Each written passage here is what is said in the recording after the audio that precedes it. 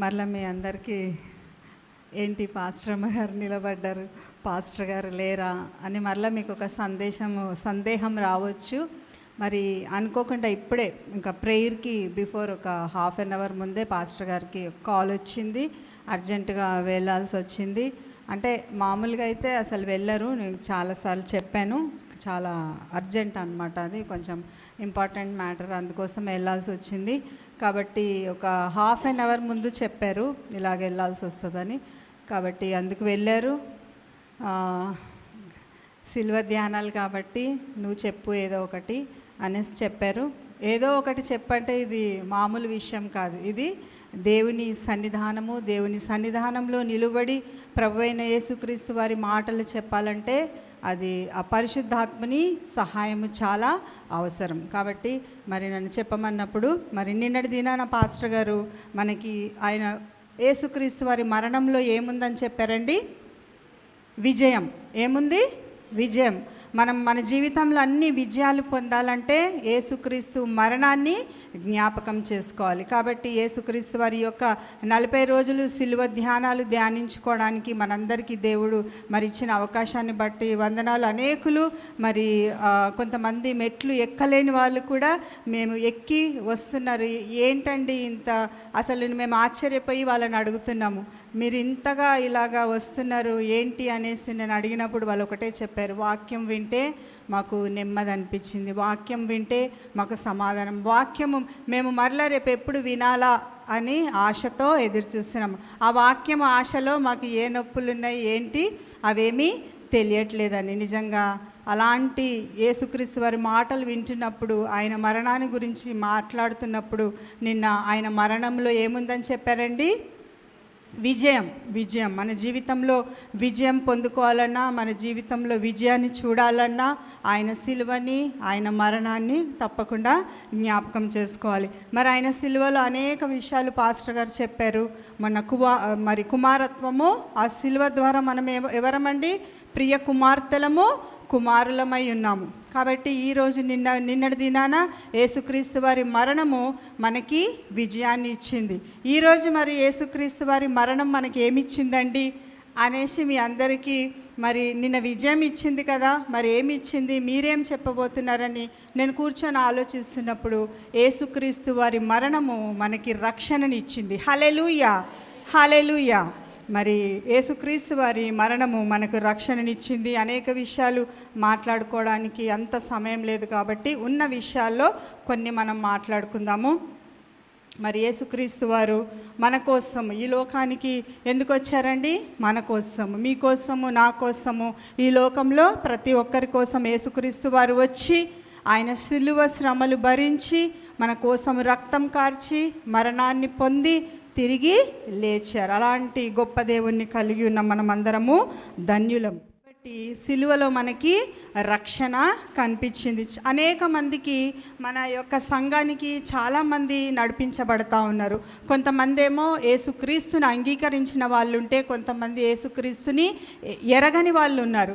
వాళ్ళకి యేసుక్రీస్తు వారి ప్రేమ తెలీదు, ఆయన త్యాగం తెలీదు, ఆయన సిలువ కార్యము తెలీదు. చాలామంది యేసుక్రీస్తు వారి మరణాన్ని విన్న అనేకులు వాళ్ళు ఏమైనా బాధలు చెప్తున్నప్పుడు, వాళ్ళ యొక్క సమస్యలు చెప్తున్నప్పుడు మన సంఘంలో విన్న ప్రతి బిడ్డ యేసుక్రీస్తు వారు నీ కోసము, నా కోసము మరణించారని చాలామందికి చెప్పడం జరుగుతుంది. అలాగే 40 రోజుల్లో దేవుడి సన్నిధానానికి నడిపింపబడుతున్న మీరు కూడా అనేకులు మరి ఇక్కడ మేము యేసుక్రీస్తు వారు మా కోసము ఇంత త్యాగం చేశారా, యేసుక్రీస్తు వారు మా కోసము సిలువ మరణాన్ని పొందారా, యేసుక్రీస్తు వారు గాయాలు పొందారా, యేసుక్రీస్తు వారు ఒళ్ళంతా నలగగొట్టబడిందా, ఇంతగా మమ్మల్ని ప్రేమిస్తున్నాడా, ఈ ప్రేమ మాకు ఎక్కడా చెప్పలేదు, ఈ ప్రేమ మాకు ఎక్కడ అర్థం కాలేదు, ఈ ప్రేమ మాకు ఇక్కడ అర్థమైంది, ఇక్కడ కేవలం యేసుక్రీస్తు వారి మాటలే మేము వింటున్నాం, ఆయన త్యాగాన్ని, ఆయన ఇష్టాన్ని, ఆయన ప్రేమని తెలుసుకున్నాం. కాబట్టి మాకు యేసుక్రీస్తు మేము ఎరగని బిడ్డలం కాబట్టి ఆయన మరణాన్ని, ఆయన త్యాగాన్ని, ఆయన సిలువ కార్యాన్ని మేము ఇన్ని రోజుల నుండి, ఈ 40 రోజులు సిలువ ధ్యానాల్లో మరి ఇంకా కొంత వారమే ఉంది కాబట్టి ఇవన్నీ విని మేము యేసుక్రీస్తుని నిజ రక్షకుడిగా మరి నిజ రక్షకుడిగా ఎన్నుకుంటామనేసి ఇక్కడ మన సంఘంలో కూడా 5 బిడ్డలు మరి రక్షణలోకి రాబోతున్నారు. హల్లెలూయా.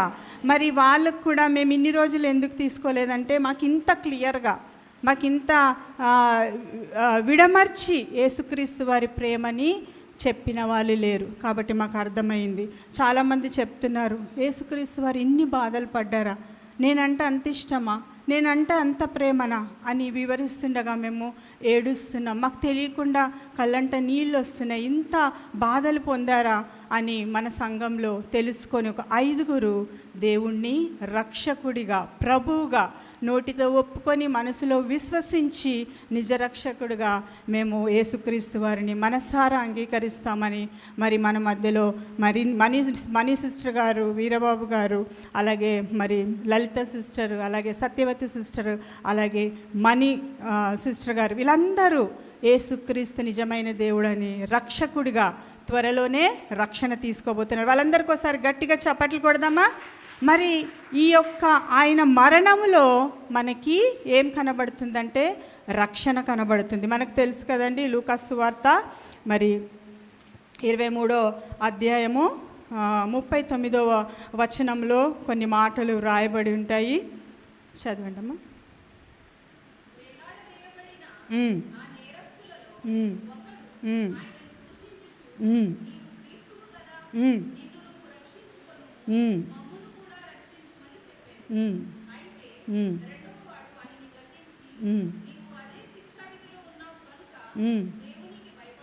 హల్లెలూయా. 2 దొంగలు, యేసుక్రీస్తు వారు మధ్యలో ఉన్నారు. కానీ కొన్నిసార్లు బాధ వేస్తుంది. 2 బందిపోట్లు దొంగల మధ్యన యేసుక్రీస్తుని వేలాడదీశారు. ఏ పాపము ఎరుగని దేవుడు, ఏ దోషము చేయని మన యేసుక్రీస్తు వారిని దోషుల మధ్యలో అలాగా మరి సిలువకి వేలాడదీశారు. రైట్ సైడ్ ఒకరు, లెఫ్ట్ సైడ్, కుడి ఎడమన 2 బందిపోటు దొంగలు ఉన్నారు. అందులో ఒక ఆయన అంటున్నాడు, నీవు క్రీస్తువే కదా, నిన్ను నీవు రక్షించుకొనుము, మమ్మును కూడా రక్షించు. నిజంగా నువ్వు దేవుడు అయితే మరి నువ్వెందుకు సిలువ వేయబడతావు? నిన్ను నువ్వు రక్షించుకొని దేవుడు అయితే నన్ను కూడా రక్షించమంటే రెండవ దొంగ ఏం చెప్పాడు చూడండి.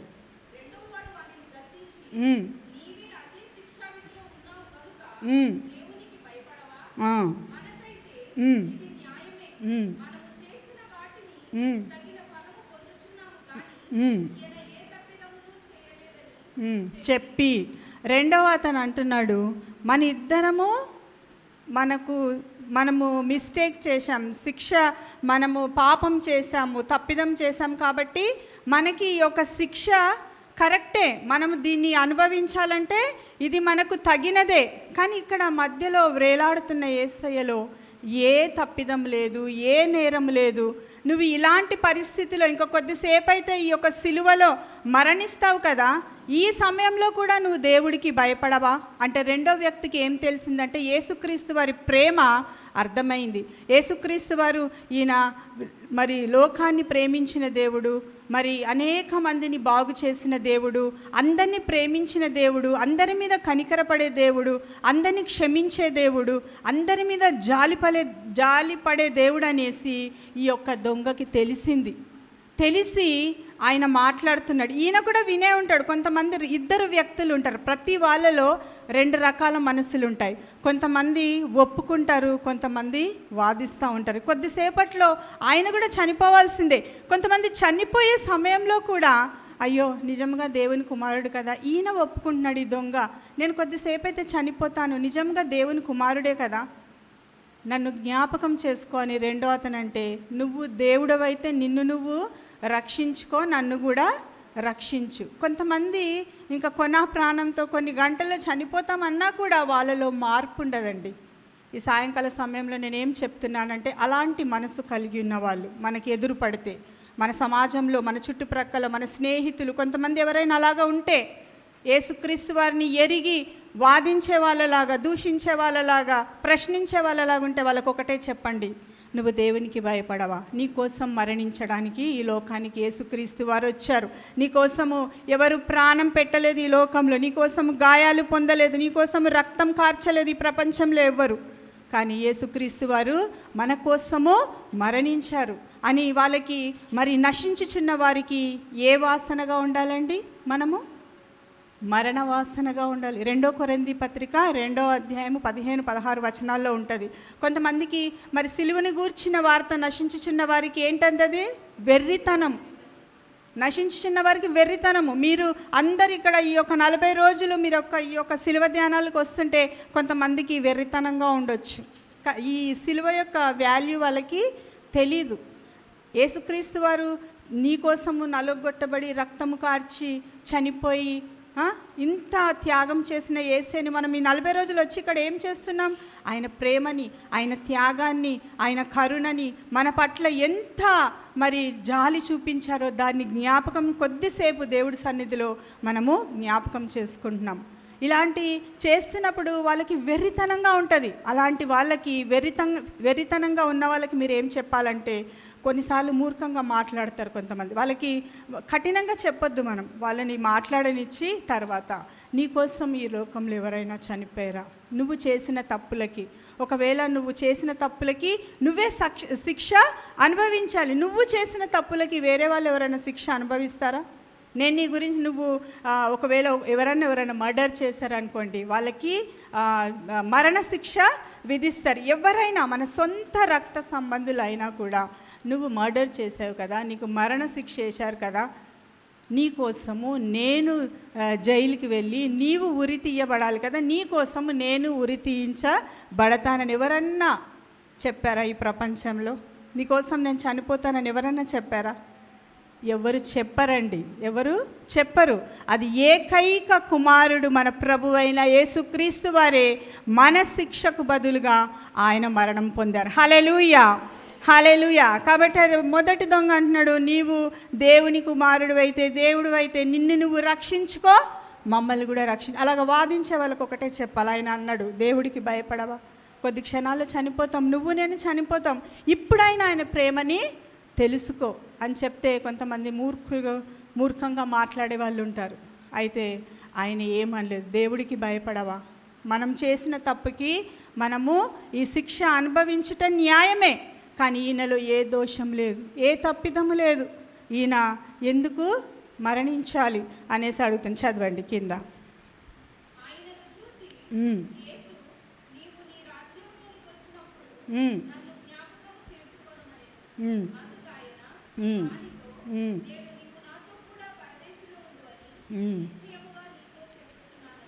ఆయనకి చెప్పాడు లాస్ట్ టైంలో, ఈ రెండవ దొంగ మొదటి దొంగకు చెప్పాడు, నువ్వు దేవుడికి ఈ టైంలోనైనా భయపడకపోతే అది ఇంకా నీ ఇష్టం అని చెప్పి యేసుని చూచి, ఆ సమయంలో యేసుక్రీస్తు వారిని అలాగ చూచి, నన్ను నీ రాజ్యంలోకి వచ్చినప్పుడు జ్ఞాపకం చేసుకో. వెంటనే యేసుక్రీస్తు వారు అన్నారు, నేడు నీవు నాతో కూడా పరదైసులో ఉంది. పరదైసులో ఎవరుంటారండి? రక్షణ పొందిన యేసుక్రీస్తు వారు నిజమైన దేవుడు, ప్రభువు అని నోటితో ఒప్పుకొని మనసులో విశ్వసించిన ప్రతి బిడ్డ ఆయన రాజ్యంలో ఉంటాడు. వెంటనే ఆయన ప్రేమను ఎప్పుడైతే తెలుసుకున్నాడో, ఆయన గురించి ఎప్పుడైతే విన్నాడో, ఆ యొక్క కొద్ది క్షణంలో నేను చనిపోయే ముందు ఇన్ని మిస్టేక్స్ చేశాను, నాకు ఇది న్యాయమే, కానీ నా యేసయ్యకి న్యాయం కాదు ఇది, ఎందుకంటే ఆయనలో ఏ తప్పిదము లేదు అని చనిపోయే ముందు ఈ వ్యక్తి, ఈ దొంగ ఒప్పుకున్నాడు కాబట్టి వెంటనే అతనికి ఏమొచ్చింది? రక్షణ వచ్చింది. హల్లెలూయా, హల్లెలూయా. మన జీవితంలో మనం ఎదుర్కొనే ఎంతోమందిని, మరి ఉదయం లేస్తే సాయంత్రం వరకు అనేక మంది పరిచయస్తులు అవుతారు, కొత్త వాళ్ళు పరిచయం అవుతారు, ఎవరైనా మీతో మాట్లాడొచ్చు. యేసుక్రీస్తు వారు తెలియని వాళ్ళు ఉంటే, యేసుక్రీస్తుని ఎరగని వాళ్ళు ఉంటే నశించిపోవడానికి వీల్లేదండి కదా. అనేకులు మన యేసుక్రీస్తు వారు ఇంత త్యాగం చేశారు కాబట్టి ఇన్ని రోజుల నుండి మీరు వాక్యం వింటున్నారు కదా, తెలియని వాళ్ళకి, నశించిపోతున్న వాళ్ళకి చెప్పండి, యేసయ్య నీ కోసము నా కోసము మరణించాడు. మీరందరూ ఇక్కడ చాలామంది నా కోసం మరణించాడా, నా కోసం గాయాలు పొందాడా అని తెలిసి ప్రతిరోజు ఇలాగ వచ్చి వాక్యం వింటూ ఉన్నారు. అందుని బట్టి పాస్టర్ గారు మేము ఎంతగానో సంతోషిస్తున్నాం. ఎందుకు సంతోషిస్తున్నామంటే యేసుక్రీస్తు వారి మరణాన్ని వీళ్ళు తెలుసుకున్నారు కాబట్టి మిమ్మల్ని ఎవ్వరూ ఆపినా మీరు ఆగలేరు. ఎందుకంటే యేసుక్రీస్తు వారి ప్రేమ మీకు అర్థమైంది. కాబట్టి ఇద్దరు దొంగల్లో లాస్ట్కి ఇంకా కొద్దిసేపట్లో నేను చనిపోతానని తెలిసి యేసుక్రీస్తు వారి మరణాన్ని ఆయన జ్ఞాపకం చేసుకొని వెంటనే నన్ను జ్ఞాపకం చేసుకోమని చెప్పారు.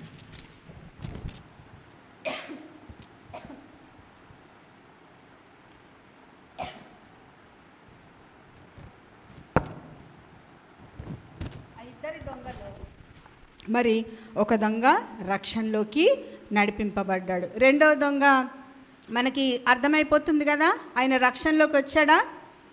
రాలేదు. అలాగా రాలేదు అనడానికి మనం అవకాశం ఇవ్వద్దు. మీరందరూ సువార్తను వింటున్నారు. సువార్త అంటే మంచి వార్త. ఈ యొక్క సన్నిధిలో, దేవుడి సన్నిధిలో మంచి వార్తనే విని వెళ్తాము. మీరు మంచి వార్త విన్నారు కాబట్టి మంచి వార్త తెలియని వాళ్ళకి తెలియజేయండి. మంచి వార్త ఎముకలకి పుష్టినిస్తుందంట కదా. మంచి వార్త ఎముకలకి పుష్టినిస్తుంది. మీరు మరి కృంగిపోయిన వారిని, బాధపడుతున్న వారిని చూసినప్పుడు యేసుక్రీస్తు వారి సువార్తను చెప్పండి. ఎప్పుడైతే చెప్తారో వాళ్ళ వెముకల్లో పుష్టి వచ్చేస్తుంది, వాళ్ళకి ఒక ధైర్యం వస్తుంది, వాళ్ళకు ఒక ఓదార్పు వస్తుంది. ఎవరి మాటలు వింటే వస్తుంది? యేసుక్రీస్తు వారి మాటలు వింటే వస్తుంది. కాబట్టి ఆయన మరణాన్ని జ్ఞాపకం చేసుకుంటే మనకి రక్షణ వస్తుంది. జక్కయ్య మరి పొట్టివాడు యేసుక్రీస్తుని చూడాలి అని ఆశ ఉన్నది, కానీ మరి పొట్టివాడు కాబట్టి చూడలేకపోతున్నాడు. ఇంత జన సమూహంలో నేను ఎలాగ చూడాలి యేసయ్యని అని ఆశ ఉంటే ఏ విధంగానైనా మనము చూడడానికి ట్రై చేస్తాం.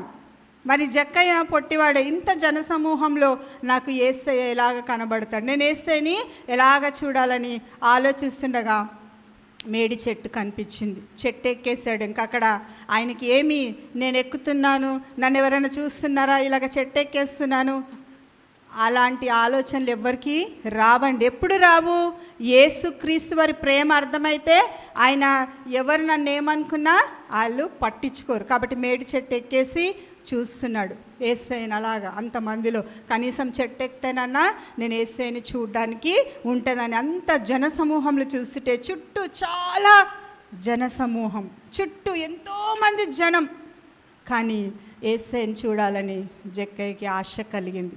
ఆశ గల ప్రాణాన్ని దేవుడు తృప్తిపరుస్తాడు అంతమందిలో.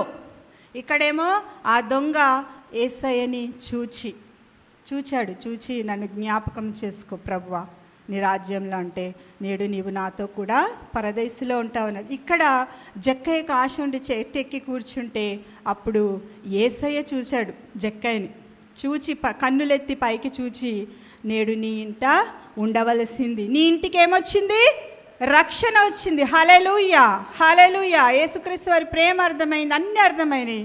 నీ ఇంటికి రక్షణ వచ్చింది. ఆశగల ప్రాణాన్ని తృప్తిపరిచే దేవుడు. కాబట్టి మీరందరూ కూడా నశించిపోచున్న వారిని, యేసుక్రీస్తు అంటే తెలియని వారికి ఆయన మరణాన్ని గురించి చెప్పాలి.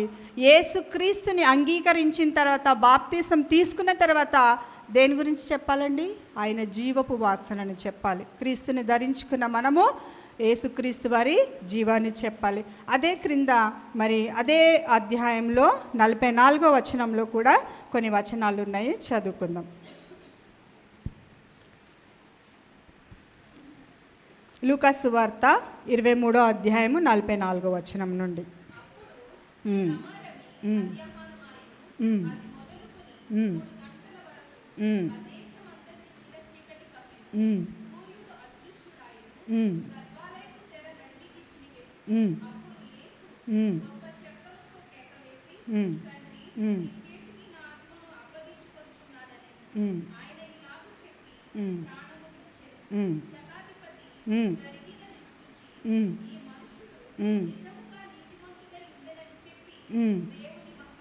హల్లెలూయా.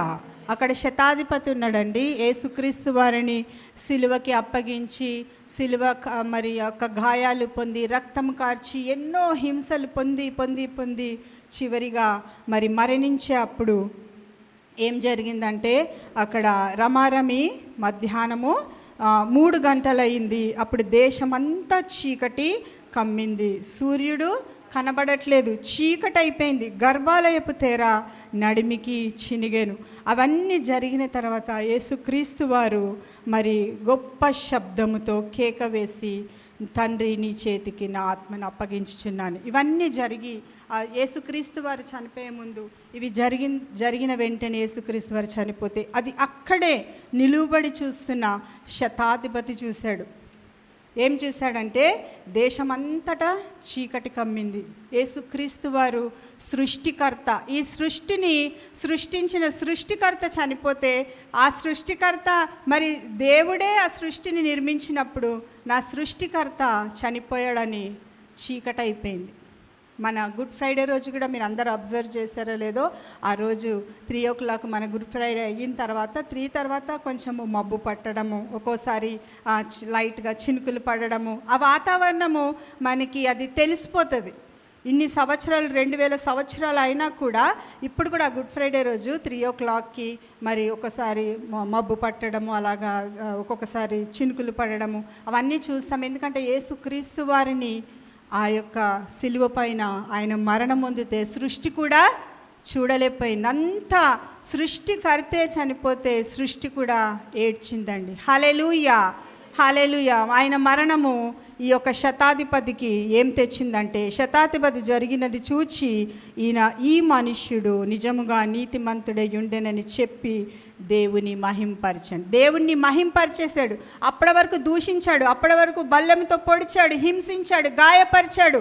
చనిపోయి ఇంకా కొద్దిసేపట్లో చనిపోతాడు అనగా కూడా బల్లెంతో పొడిచి రక్తం లేదు, ఒంటి నిండా రక్తమంతా కార్చేసి రక్తము నీళ్లుగా మారింది. ఆ నీళ్ళని పొడిచిన తర్వాత ఇంకా చనిపోయాడో లేదా అని చూసిన తర్వాత అంతకు ముందు ఈ యొక్క మరి చీకటి అయ్యింది, సూర్యుడు కనబడలేదు, మరి దేవాలయపు తెర 2గా చెరిగింది. ఇవన్నీ చూసి నిజముగా ఈయన దేవుడి కుమారుడు, నిజముగా ఈయన దేవుడి కుమారుడు, ఆయనని మహిమపరచకుండా ఉండలేకపోయారండి. హల్లెలూయా, హల్లెలూయా. కాబట్టి ఈయన కూడా ఈ యొక్క శతాధిపతి కూడా రక్షణలోకి రావడం జరిగింది. ఆయన మరణము ఈ శతాధిపతికి ఏం తెచ్చిందండి? రక్షణ తెచ్చింది. ఏం తెచ్చింది? రక్షణ. శతాధిపతి అప్పటి వరకు హింసించి దూషించి మరి బలంతో పొడిచి ఈయన చనిపోయే ముందు కూడా చనిపోయాడో లేదో అని చెక్ చేసిన వ్యక్తిని ఆయన మరణం మార్చేసింది. మీ అందరూ కూడా ఈ సాయంకాల సమయంలో మరి అనేకులు మీరందరూ రక్షించబడిన వాళ్ళే, రక్షణ తీసుకొని వాళ్ళు ఎవరైనా ఉంటే ఆయన మరణాన్ని జ్ఞాపకం చేసుకొని ఆల్రెడీ అందరికీ అర్థమయ్యి కొంతమంది మరి రెడీగా ఉన్నారు. ఇంకెవరైనా యేసుక్రీస్తుని ఎరుగని వాళ్ళు ఎవరైనా ఉంటే వాళ్ళకి దయచేసి మీరు అనేక చోట్ల చెప్తా ఉన్నారు యేసుక్రీస్తు వారి ప్రేమను గురించి, ఆయన త్యాగాన్ని గురించి చెప్తా ఉన్నారు. చెప్పి వాళ్ళందరినీ యేసుక్రీస్తు మరణాన్ని చూపించండి. నీకోసం నా కోసం మరణించాడు యేసయ్య, నీకోసం నా కోసము మరణించాడు. కాబట్టి అంత ప్రేమమయుణ్ణి మనము కలిగి ఉన్నాం. ఆయన మరణము మనకి రక్షణ తీసుకొచ్చింది. 2 దొంగల్లో ఒక దొంగ లాస్ట్ టైంలో యేసుక్రీస్తు వారు నిజమైన దేవుడని ఒప్పుకున్నాడు. ఆయనకు తెలుసు, విన్నాడు. కానీ ఎప్పుడు కొన్నిసార్లు చాలామంది ఏం చేస్తారంటే యేసుక్రీస్తు వారు నిజమైన దేవుడే తెలుసు, అంగీకరిద్దామనుకుంటారు. కానీ సమాజం మమ్మల్ని ఏమంటుందో, యేసుక్రీస్తు వారిని ఒప్పుకుంటే మాతో మాట్లాడతారో లేదో, మాకు ఈ యొక్క ఏరియా నుండి మమ్మల్ని వెలివేస్తారేమో.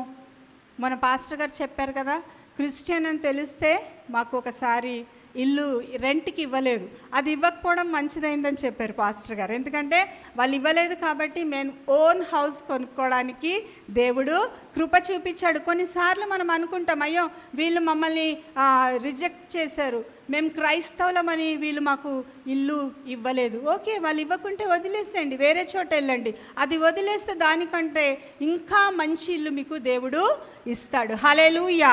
ఆ ఇల్లే ఎందుకు, సొంత ఇల్లు ఇస్తాడేమో, అలాగ ఊహించుకోవాలి. ప్రతిదానికి లోకులు ఏమనుకుంటారేమో. నేను బైబిల్ పట్టుకొని దేవుడి సన్నిధికి వస్తే, అమ్మో వీళ్ళు క్రిస్టియన్స్, వీళ్ళని కొంచెం దూరం పెట్టాలి, వీళ్ళతో ఎక్కువ మాట్లాడొద్దు, మొన్నటిదాకా తెలీదు వీళ్ళు క్రిస్టియన్స్ అని నన్ను ఎక్కడ అనుకుంటారని కొంతమంది బైబిల్ దాచుకుంటారు.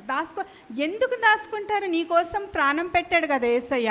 గర్వంగా ఇంకా తెలియని వాళ్ళకి చూపించుకుంటూ ధైర్యంగా వెళ్ళాలి, చెప్పాలి. నీకోసం ఎందుకు మీరు బైబిల్ అంత ధైర్యంగా పట్టుకొని ఎందుకు అలాగా, మొన్నటిదాకా మీరు మా మతంలోనే ఉన్నారు కదా, ఎందుకు ఇలాగ మారారు, ఎందుకు ఇలాగ వెళ్తున్నారు చర్చికి? మీకేమన్నా పిచ్చా?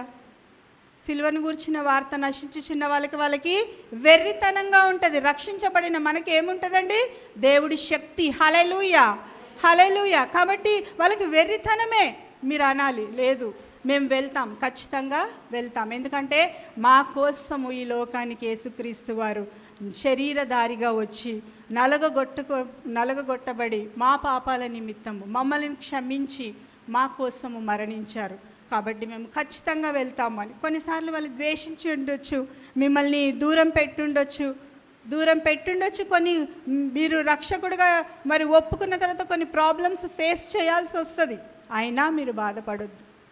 ఆ ప్రాబ్లమ్స్కి త్వరలోనే దేవుడు ఆన్సర్ కూడా ఇస్తాడు. మనల్ని అయితే ఎవరైతే వెక్కిరించారో, ఎవరైతే మనం అవమానపరిచారో, యేసుక్రీస్తు వారు నిజమైన దేవుడని ఒప్పుకుంటే ఎవరైనా అవమానించారో, కొన్ని రోజులకి వాళ్ళే అంటారు, అయ్యో మీరు ముందు ఎలా ఉండే దేవుడి సన్నిధానానికి, యేసుక్రీస్తు వారి నిజమైన దేవుడని ఒప్పుకుని మీరు రక్షణ తీసుకున్న తర్వాత మీలో చాలా మార్పు చూసాం, మీలో చాలా ఆశీర్వాదం చూసాం, మీలో చాలా అభివృద్ధి చూసాం. ఏంటి దీనికి కారణం అంటే నా యేసుక్రీస్తు వారి మరణం, ఆయన సిలువ యాగం, ఆయన చూపించిన ప్రేమ అని వాళ్ళకు కూడా చెప్పాలి. ఒకరోజు వాళ్ళే మీ దగ్గరకు వచ్చి అంటారు, మీలో చాలా మార్పును చూసాం, ఈ మార్పుకి కారణం ఏంటంటే మా యేసుక్రీస్తు వారు. హల్లెలూయా. కాబట్టి మిమ్మల్ని చూసి వాళ్ళని చూసి మీరు భయపడొద్దు. మిమ్మల్ని చూసి ఒకరోజు వాళ్ళే వచ్చి మీ దేవుడే మా దేవుడు, మీ దేవుడే, రూత్ అన్నది కదా, మీ దేవుడే నా దేవుడు, నీ జనమే నా జనం, అలాగా వాళ్ళు కూడా వచ్చి మీ దేవుడే మా దేవుడు. ఈ రోజు నుండి నేను కూడా యేసుక్రీస్తు వారిని నిజమైన రక్షకుడిగా నేను ఎన్నుకుంటాను. హల్లెలూయా, హల్లెలూయా. కాబట్టి ఈ యొక్క సిలువ మరణము మనకేం తెచ్చిందంటే రక్షణ తెచ్చింది. ఏ పాపం ఎరగని ఆయన మన కోసం మనం పాపాలన్నీ సిలువల మీద మోసుకున్నారు. ఏ పాపం ఎరగని ఆయన మన కోసం కొరడాలతో దెబ్బలు తిన్నారు, ముళ్ళ కిరీటాన్ని ధరించారు. ఎందుకు ప్రతిరోజు పాస్టర్మ గారు నిలబడినప్పుడల్లా ముళ్ళ కిరీటం అంటది, మేకులు అంటది, రక్తం అంటది, ఆ వాల్యూ మనకు తెలియదండి. మాటలతో చెప్పేస్తే చాలా ఈజీగా ఉంటుంది. భరించిన యేసుక్రీస్తు వారిని ఒకసారి ఆలోచిస్తే, పాస్టర్ గారు వాక్యం చెప్పిన తర్వాత ఒక్కొక్కసారి ఏడ్చేస్తూ ఉంటాను, అయ్యో ఇంత ఇష్టమా మేమంటే. చిన్న ఒక పిన్ను గుచ్చుకున్నా, చిన్న ముళ్ళు గుచ్చుకున్నా, చిన్నకింత కట్ అయినా రక్తం కారుతుంటే తట్టుకోలేం. మనకైనా మన బిడ్డలకైనా తట్టుకోగలుగుతామా? అలాంటిది ఒళ్ళంతా రక్తమయం అయిపోతే అదంత ఈజీగా తీసి పడేయడానికి వీల్లేదు. మన యేసుక్రీస్తు వారు నీకోసం నా కోసం చేసిన త్యాగము, నీకోసం నా కోసం కార్చిన రక్తము, నీకోసం నా కోసము నలగొట్టుకున్న ఆ శరీరాన్ని జ్ఞాపకం చేసుకుంటేనే మన జీవితాలకి విలువ. మనం ఇంత విలువగా, ఇంత సంతోషంగా, ఇంత ఆరోగ్యంగా, ఇంత సమాధానంగా, ముఖ్యంగా సజీవుల లెక్కలో ఉన్నామంటే ఆయన మరణం అయినందుకే మనం సజీవంగా ఉన్నాం. హల్లెలూయా, హల్లెలూయా. ఆయన మరణము మనకి రక్షణనిచ్చింది. కాబట్టి యేసుక్రీస్తు వారిని సిలువ ధ్యానాలు ప్రతిరోజు ధ్యానిస్తున్నాం, ప్రతిరోజు జ్ఞాపకం చేసుకుంటున్నాం. ప్రతిరోజు మరి ఆ యొక్క సిలువ ధ్యానాల్లో మీరు అనేక మంది ఆశీర్వదించబడుతున్నారు. అనేక మంది చెప్తూ ఉంటారు, మాకు ఫోన్ చేసి చెప్తూ ఉంటారు, మా ఇంటికి వచ్చి మాట్లాడుతూ ఉంటారు. కొంతమంది వాళ్ళ వ్యక్తిగత విషయాలు, ఇంతగా ప్రేమించిన దేవుడి ఈ యొక్క వాక్యాలు వింటుంటే మేము ఎంతగానో ఆశీర్వదించబడడానికి మేమేదో చెప్పిన మాటలను బట్టి కాదండి, దేవుడు సిలువ పైన పలికిన మాటలను బట్టి మీరు ఆశీర్వదించబడుతున్నారు. కాబట్టి అలాంటి గొప్ప ప్రేమమయుని, అలాంటి మరి యేసుక్రీస్తు వారిని కలిగి ఉన్న మనం అందరం ధన్యులం. అనేక మంది ఈ లోకంలో రక్షణ లేని వాళ్ళు చాలామంది ఉన్నారు. కాబట్టి వాళ్ళని రక్షణలోకి నడిపించాలి. ఒక పాట ఉంటుంది కదా, నా పేరే తెలియని ప్రజలు ఎందరో ఉన్నారు, నా ప్రేమను వారికి ప్రకటింప కొందరే ఉన్నారు, ఎవరైనా మీలో ఒకరైనా ఎవరైనా వెళతారా, ప్రేమను చెబుతారా? యేసయ్య అంటే తెలియని ప్రజలు మనమంటే ఇక్కడ చాలామంది యేసుక్రీస్తు వారి గురించి వింటున్నాము, యేసుక్రీస్తు వారి గురించి మనకి తెలుసు. యేసుక్రీస్తు వారి తెలియని ప్రజలు అనేక మంది ఉన్నారండి. ఇంకా తెలియని ప్లేస్లు చాలా ఉన్నాయి. ఏమని వారికి ప్రకటించడానికి ఎంతమంది ఉన్నారు? కొందరే ఉన్నారు. తెలియని వాళ్ళు చాలామంది ఉన్నారు, ప్రకటించే వాళ్ళు కొందరే ఉన్నారు. కాబట్టి తెలిసిన మీరు వెళ్తారా? నా ప్రేమ గురించి చెప్తారా? నేను సిలువ మీ అందరి కోసము మీకోసము నలగొట్టబడి మరి ఆ యొక్క సిలువ శ్రమలు భరించి మీకోసము మరణించిన యేసే గురించి చెబుతారా? వెళతారా? అంటే మీరందరూ ఏమంటారండి? ఖచ్చితంగా మేము వెళ్తాం కదా, వెళ్తాం. మీకు సాధ్యమైనంత వరకు ఎంతమందికి చెప్పాలో అంతమందికి చెప్పగలిగే శక్తిని దేవుడు మీకు ఇస్తాడు. మనం ఏం చేయాల్సిన అవసరం లేదు. కొంతమంది కొన్ని విధాలుగా కొంతమంది ఫ్రెండ్స్తో మాట్లాడుతున్నప్పుడు వాళ్ళు దేవుని ఎరుగని బిడ్డలైతే మాటల్లో వాళ్ళతో మంచితనంగా మాట్లాడుతూ అవకాశం దొరికితే యేసుక్రీస్తు వారి ప్రేమని చెప్పండి. అలాగా మీరు ఎక్కడ ఆఫీస్కి వెళ్ళినా, మీ ఇరుగు పొరుగు ఫ్రెండ్స్ ఉన్నా, ఎక్కడికి వెళ్ళినా అవకాశం దొరికితే వెళతారా? యేసుని చెబుతారా? యేసుక్రీస్తు వారి ప్రేమని చెబుతారా? కాబట్టి ఈ సాయంకాల సమయంలో యేసుక్రీస్తు వారి సిలువ, యేసుక్రీస్తు వారి మరణము, యేసుక్రీస్తు వారి త్యాగము మనకేం తెచ్చిందండి? రక్షణ తెచ్చింది కదా. ఇందాక సిరిల్ బాబు గారు పాడారు, చూడుము ఈ క్షణమే కల్వారిని, ప్రేమ ప్రభువు నీకై నిలుచుండెను, గొప్ప రక్షణ నివ్వ శ్రీయేసుడు, సిలువాపై వ్రేలాడుచున్నాడుగా. నీకు రక్షణ ఇవ్వడానికి యేసుక్రీస్తు వారు ఏం చేస్తున్నాడండి? సిలువపై వ్రేలాడుచున్నాడు. సిలువపై వ్రేలాడుచున్నాడు. మనకి రక్షణ ఇవ్వడానికి, మనము రక్షణలోకి రావడానికి ఆయన సిలువ శ్రమలు అనుభవించి సిలువలో వ్రేలాడి సిలువలో మన కోసం మరణించారు. మన కోసం మరణించిన మన యేసయ్య, మనకి రక్షణనివ్వడానికి వచ్చిన మన యేసయ్య మనకి రక్షణనిచ్చి ఆయన మరణమయ్యారు. అలాంటి గొప్ప ప్రేమామయుని, అలాంటి త్యాగమూర్తిని ఒకసారి జ్ఞాపకం చేసుకుంటూ ఆయన ప్రేమకి ఏమిస్తామండి? ఏమి ఇయ్యలేం కదా. ఏమిచ్చి ఆయన రుణాన్ని తీర్చుకోలేము. మనం చేయాల్సింది ఒకటే, ఆయన సిలువని, ఆయన మరణాన్ని, ఆయన పునరుద్ధానాన్ని జ్ఞాపకం చేసుకుంటూ ప్రతిరోజు యేసుక్రీస్తు వారికి థ్యాంక్స్ చెప్పాలి, కృతజ్ఞతాస్తుతులు చెప్పాలి. అదే మన పని అయింది. ఇంకేదో చేయాల్సిన అవసరం లేదు. చేసిన త్యాగాన్ని గుర్తుపెట్టుకోవడమే మన పని అయింది. మనం గుర్తుపెట్టుకోవడమే కాకుండా తెలియని వాళ్ళకి మనము చెప్పాలి. అలాంటి మన కోసము మరణమైన యేసుక్రీస్తు వారు మనకి రక్షణనిచ్చి ఆయన మరణం పొందారు. మనం ఇంత సంతోషంగా, ఇంత సమాధానంగా ఆయన సన్నిధిలో ఇలాగ కూర్చొని ఆయన మాటలు, ఆయన ప్రేమను గురించి వింటున్నామంటే అది కేవలం యేసుక్రీస్తు వారి కృప. పాస్టర్ గారు అనేక విషయాలు చెప్పారు. సిలువలో కృప ఉంది, సిలువలో నీతి ఉంది, విమోచన ఉంది, పరిశుద్ధత ఉంది, నిష్కలంకం ఉంది, అనేక విషయాలు, కుమారత్వము, మరి జాలి, శక్తి, ఎన్నో విషయాలు. ఎందుకు ఇన్ని విషయాలు వస్తున్నాయి అంటే నువ్వు ఎంత ఆయన ప్రేమను వర్ణిస్తే అంత. 40 రోజులే కాదండి, 80 రోజులు పెట్టినా ఆ యేసుక్రీస్తు వారి గురించి మీరు ఎంతైనా చెప్పొచ్చు. ఎందుకు చెప్పొచ్చు అంటే ఆయన ప్రేమ అలాంటిది, ఆయన త్యాగం అలాంటిది, ఆయన మరణం అలాంటిది. కాబట్టి అలాంటి యేసుక్రీస్తు వారిని కలిగిన మనమందరము ధన్యులం. అలాంటి యేసుక్రీస్తు వారిని కలిగిన మనమందరం ఒకసారి ఆ ప్రభువైన యేసుక్రీస్తు వారికి, ఆయన మరణము పొంది మనకి రక్షణనిచ్చిన యేసుక్రీస్తు వారికి ఒకసారి గట్టిగా చప్పట్లు కొడదామా? హల్లెలూయా, హల్లెలూయా, హల్లెలూయా. ఒకసారి లేచి నిలబడదాం.